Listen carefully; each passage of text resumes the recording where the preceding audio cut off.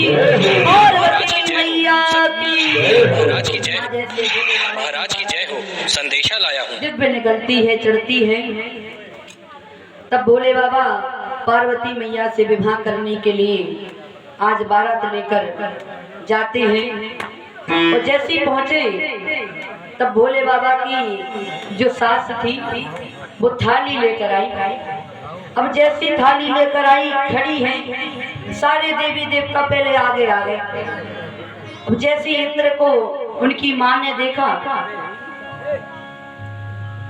पार्वती मैया की मां ने जब इंद्र को देखा तो विचार करने लगी कि यही हमारे दामाद है। अब जैसी आरती की थाली उठाई, घुमाने लगी। इंद्र ने कहा, अरे मैया हम तुम्हारे दामाद नहीं हैं। अरे दामाद जी तो पीछे आ रहे। अब मैया ने सोचा, देखो जब बाराती इतने सुंदर हैं तो हमारा दामाद कितना सुंदर होगा। अब दामाद तो होएगा सुंदर जब इतने बाराती सुंदर है। अब इसके बाद में चंद्रमा आ गए। जैसे चंद्रमा को देखा तो थाली उठाई, आरती करने लगी। चंद्रमा ने कहा, देखो मैया हम तुम्हारे दामाद नहीं है। दामाद तो पीछे आ रहा तुम्हारा। अब मैया तो और प्रसन्न हो गई। अब विचार करो, ये तो और इनसे अच्छे खूबसूरत दिख रही है। हमारे दामाद तो ना जाने, आज तो हमारी मोड़ी की किस्मत खुल गई। बड़े अच्छे दामाद मिले हैं, बड़े सुंदर दामाद हो गए। नारद जी थोड़ी बुरे दामाद ढूंढेंगे। नारद जी ने जब हमारे दामाद ढूंढे तो अच्छे ढूंढेंगे। हमारा धीरे धीरे करके भूतों की पलटन दिखी। अब भूत आ रहे नचते गाते हुए बजाते हुए। अब जब भूत दिखे तो मैया घबरा गई, ये भूत न जाने कहां से आ गया। अब पीछे देखा तो नंदी पर बैठकर आ रहे बड़े भोले बाबा। अब जैसी वो भोले बाबा उतरे, पलटे, और जैसी मैया ने देखा तो मैया की थाली बिकी। जैसी थाली बिकी, मैया गदबद देती भैया अंदर पड़ गई। अरे ये कौन सा दामाद ला दिया नारद जी ने। अरे मेरी फूल जैसी पुत्री है और उसके लिए ये दामाद। अरे मैं इसके सिवा इसके साथ में अपनी पुत्री का विवाह नहीं कर सकती। अब नारद जी आए मैया के पास में, कहा मैया देखो अब बारात द्वारे पर आ गई और बारात का सम्मान करो, अपमान मत करो। अब तो तुम्हें अपनी पुत्री का विवाह करना ही करना पड़ेगा। मैया ने कहा, मैं मर जाऊंगी लेकिन अपनी फूल जैसी पुत्री का विवाह इस पाखंडी के साथ में नहीं करूंगी। अब तो भोलेनाथ को और गुस्सा आ गई, हमसे पाखंडी कह रही है। अब भोलेनाथ से कहा, भोलेनाथ तुम शांत हो जा, तुम खड़े हो जा, तुम्हारे के साथ में विवाह होगा पार्वती मैया का। अब नारद जी ने मैया को समझाया, देखो मैया मान जाओ और अपनी पुत्री का विवाह पार्वती का विवाह शिव जी के साथ में कर दो। मैया को जैसे तैसे समझाकर लेकर आए। मैया बेचारी कपती जा रही, हाथ कप रहे, थाली कप रही। थाली कपती कपती आई शिव जी के पास में। और शिव जी तो बड़ी तान कर सीना खड़े भाई। अब मैया आरती उतारने लगी। अब जैसे ही मैया को वो सांप दिखे तो मैया 4 फुट दूर भागे। अब वो सांप जो गले में सांप डाल कर आए शिव जी, अब एक फुसकारा मारे तो मैया 4 फुट दूर भाग जाए। अब धीरे धीरे करके आरती उतारी। अब भोले शंकर को पकड़कर भूत लेकर आए, अंदर प्रवेश कराया। अब मैया आज माला लेकर खड़ी हैं और शिव जी के गले में माला अर्पण करती है। माला डलवाई, फेरे हुए, विवाह संपन्न कराया और वहां से उनकी मां ने अपनी बेटी का विवाह किया। बेटी का विवाह करते हुए वहां से विदाई अपनी बेटी को दी। भोले शंकर विवाह करके अपनी पत्नी पार्वती मैया को कैलाश पर्वत पर लेकर आते हैं। यहाँ पर कैलाश पर्वत पर भगवान ने अपने आगे की संसार बसाया है। ऐसे भोलेनाथ का विवाह पार्वती मैया के साथ में संपन्न होता है। तो यहाँ तक की चर्चा हम लोगों ने मनु जी की पुत्रियों के विषय में जानी। 3 पुत्री हुई, 3 ही पुत्रियों के विषय में हमने आपको बताया। मनु जी के 2 पुत्र हुए, प्रियव्रत और एक उत्तानपाद। प्रियव्रत जो महाराज थे वो तो नारद जी से उपदेश लेकर चले गए थे भजन करने के लिए। लेकिन उत्तानपाद जी महाराज ने 2 स्त्रियों के साथ में विवाह किया। इनकी 2 पत्नियां थी, एक सुनीति और एक सुरुचि। सुनीति के हुए ध्रुव और सुरुचि के हुए उत्तम। एक बार की बात है, उत्तानपाद जी महाराज अपने राज्य में बैठे हुए थे और अपने छोटे पुत्र उत्तम को गोद में लेकर प्यार कर रहे थे, लाड़ लड़ा रहे थे। उसी समय ध्रुव जी भ्रमण करते करते अपने राज्य महल में आए और जब राज्य महल में आकर देखा तो यहाँ पर देखा कि उत्तम आज पिता की गोद में बैठा हुआ है।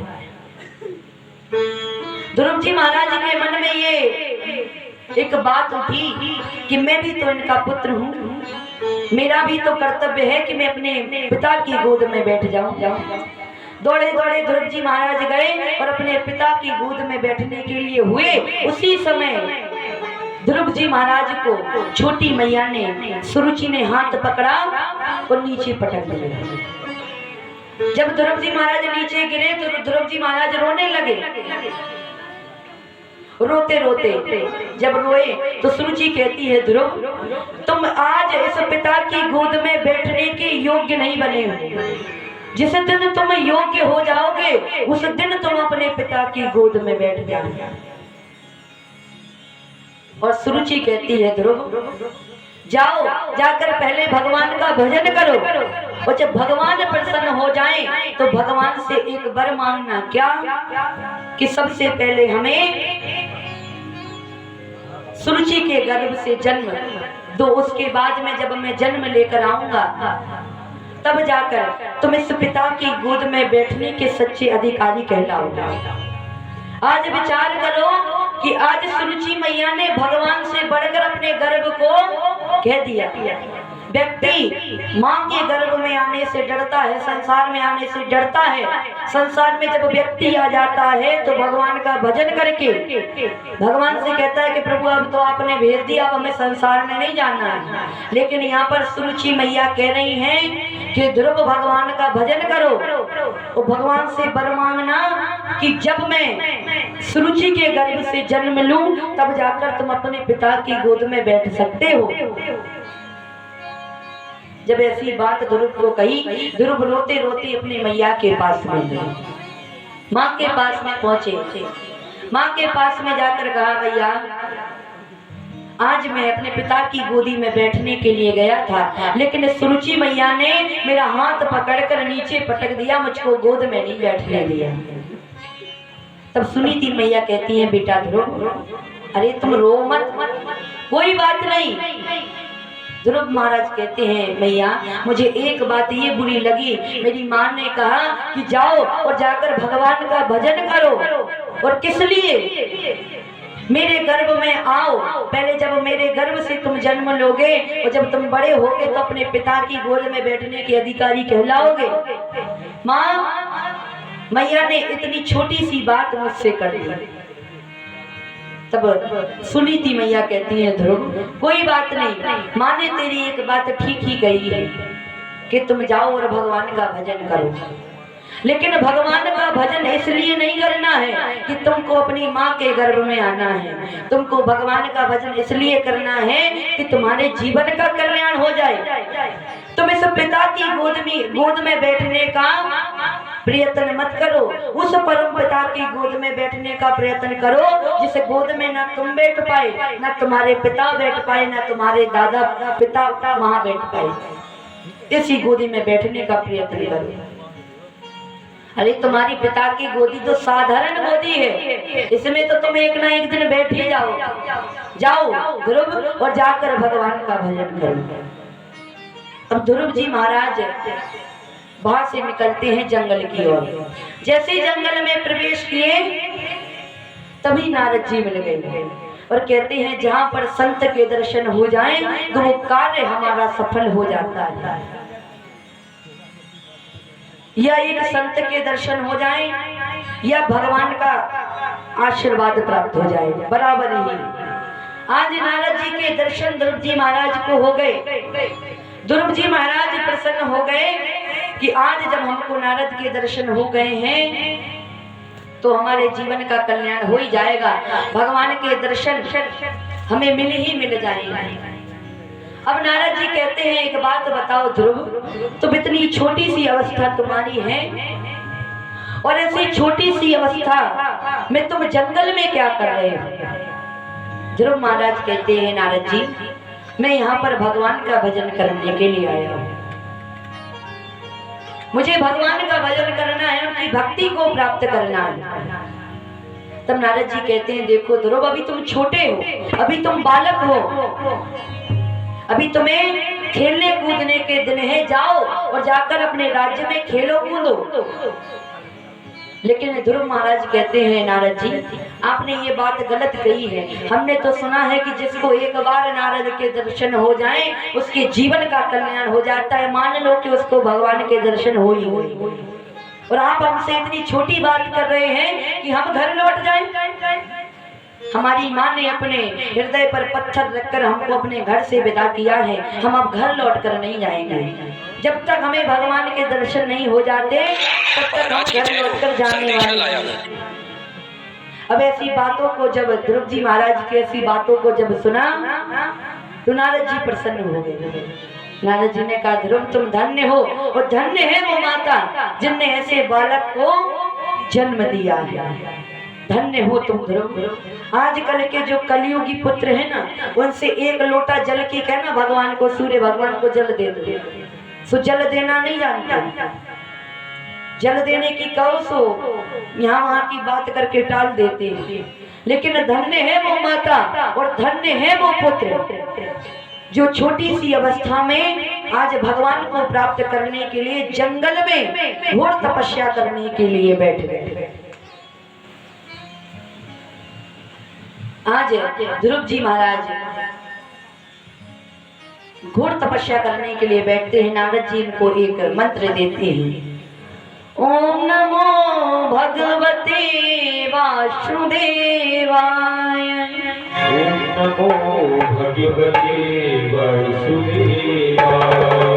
ओम नमो भगवते वासुदेवाय।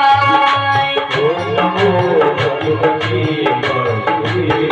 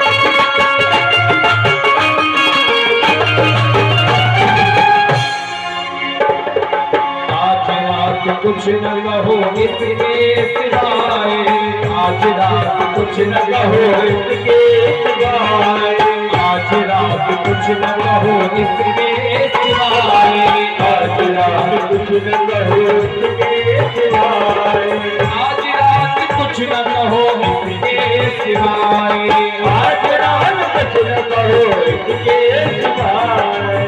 नमो भगवते वासुदेवाय।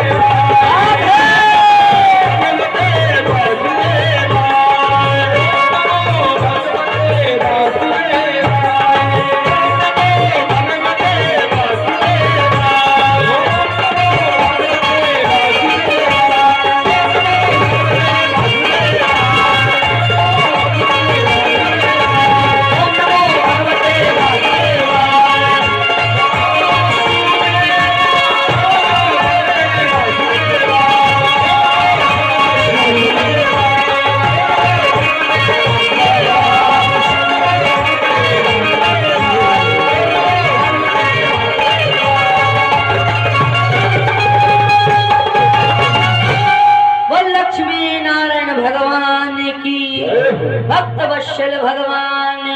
जय हो। ऐसे आज नारद जी मंत्र प्रदान करते हैं, ओम नमो भगवते वासुदेवाय।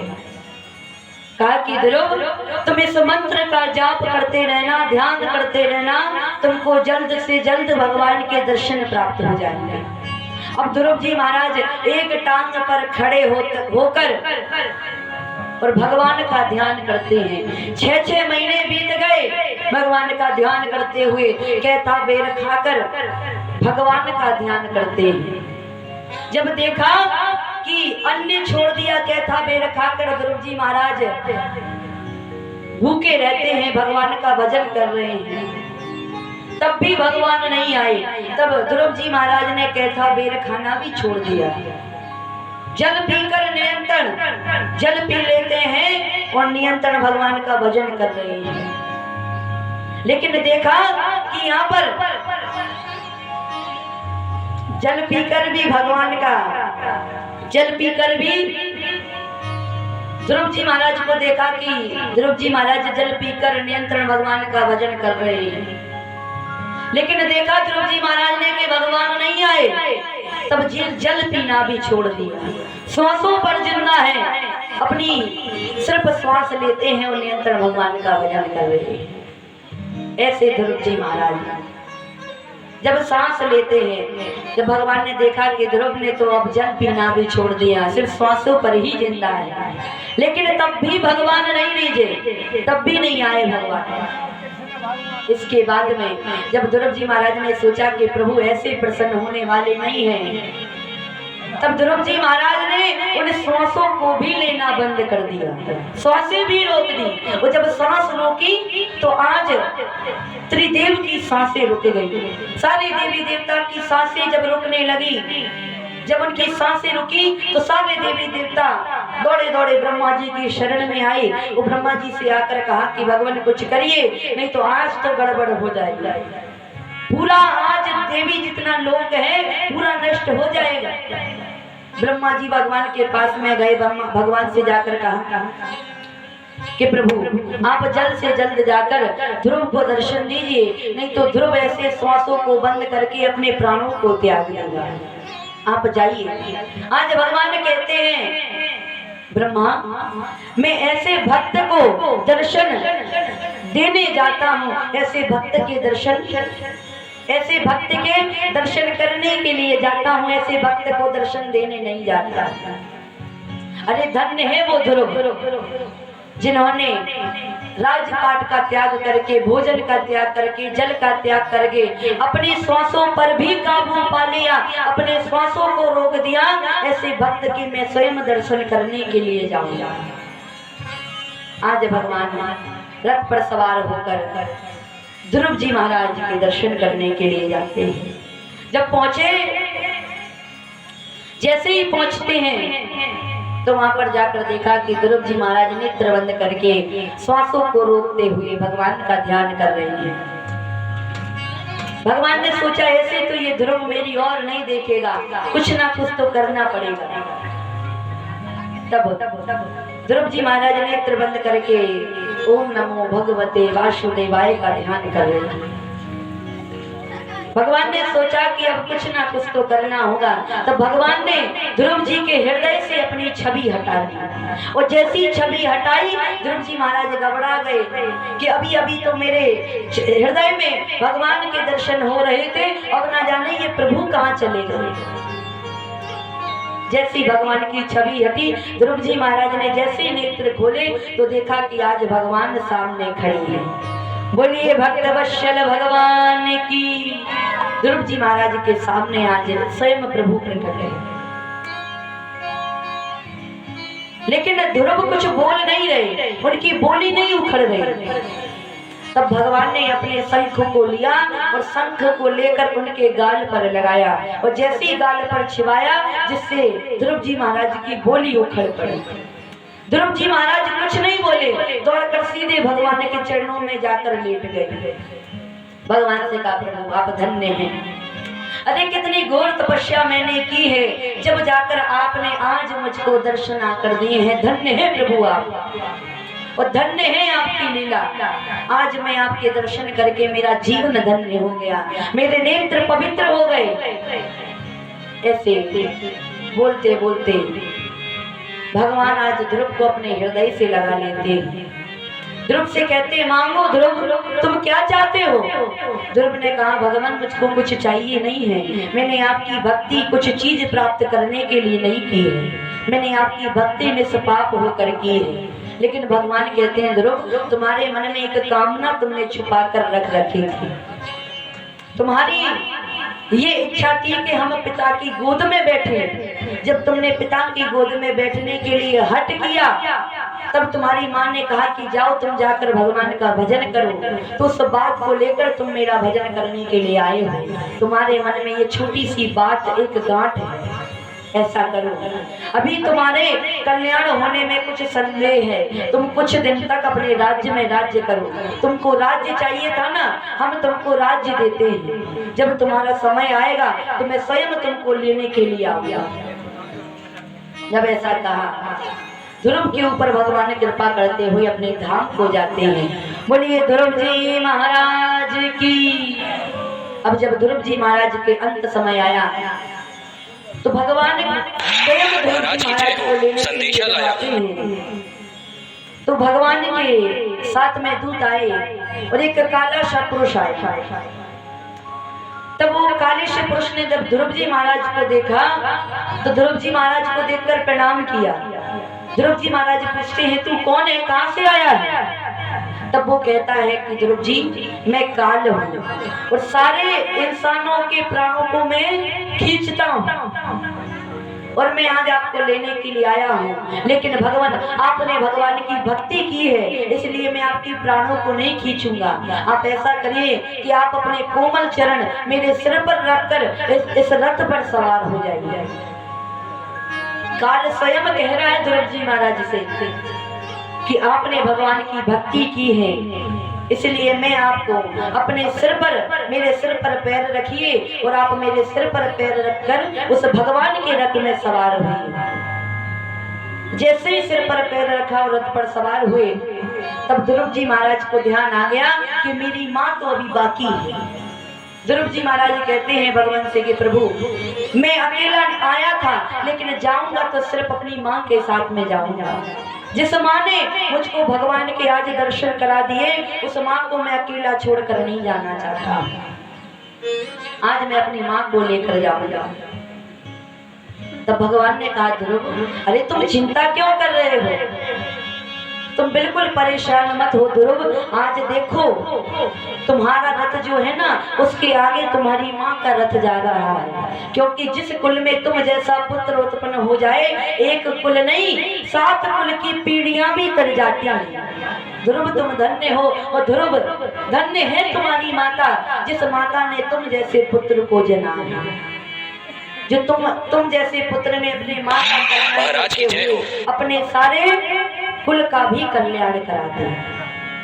बोलिए भक्त वत्सल भगवान की, ध्रुव जी महाराज की। अब ध्रुव जी महाराज को रथ पर सवार होकर भगवान के धाम को गमन ध्रुव जी महाराज करते हैं। ऐसे ध्रुव जी महाराज का कल्याण हुआ। महाराज की जय हो, बोलिए ध्रुव संदेशा लाया। जी महाराज की। ऐसे ध्रुव जी महाराज का कल्याण होता है। मनु जी के 2 पुत्र हुए हैं, प्रेमवत उत्तानपाद। उत्तानपाद की चर्चा आप लोगों ने सुनी ध्रुव जी के महाराज के रूप में। अब प्रियव्रत जो थे वो भगवान का भजन करने के लिए चले गए, लेकिन ब्रह्मा जी ने इनके ऊपर दबाव डाला कि देखो ध्रुव के बाद में हमारा वंश आगे नहीं बढ़ा है और तुमको हमारा वंश आगे बढ़ाना है, तुमको विवाह करना पड़ेगा। प्रियव्रत ने कहा ठीक है हम विवाह कर लेंगे। तब विश्वकर्मा की पुत्री बरहेशमती जी के साथ में इनका विवाह किया गया। अंग्रद्व आदि पुत्र उत्पन्न हुए। ऊर्जस्मती नाम की कन्या उत्पन्न हुई। अंग्रद्व जी का विवाह पूर्वचिति नाम की अप्सरा से हुआ है और पूर्वचिति नाम की अप्सरा से हुआ इनके मेरु, पूर्वचिति नाम की अप्सरा से हुआ और मेरु जी का विवाह हुआ। तो मेरु जी के गर्भ से नाभि आदि 9 पुत्र उत्पन्न हुए। नाम और मेरू जी का बोल भक्त वत्सल भगवान की तुम्हारी जय हो जाए बहन। तुम शांत महाराज की जय हो, संदेशा लाया हूँ। नहीं बोल, अगर वो ऐसा करेंगी ना हम उन पर ध्यान चला जाता तो पूरी कथा यहाँ की वहां हो जाती है। बोल भक्त वत्सल भगवान की। आइए भजन के अतिरिक्त आगे की कथा।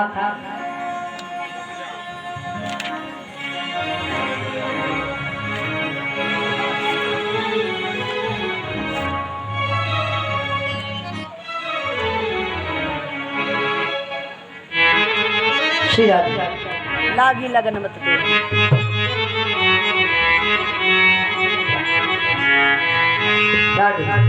लागी लगन मत तोड़ना, लागी लगन मत तोड़ना, प्रभु जी मोरी लागी लगन मत तोड़ना, प्रभु जी मोरी लागी लगन मत तोड़ना, हरि जी मोरी लागी लगन मत तोड़ना, हरि जी मोरी लागी लगन मत तोड़ना, लागी लगन मत तोड़ना, लागी लगन मत तोड़ना।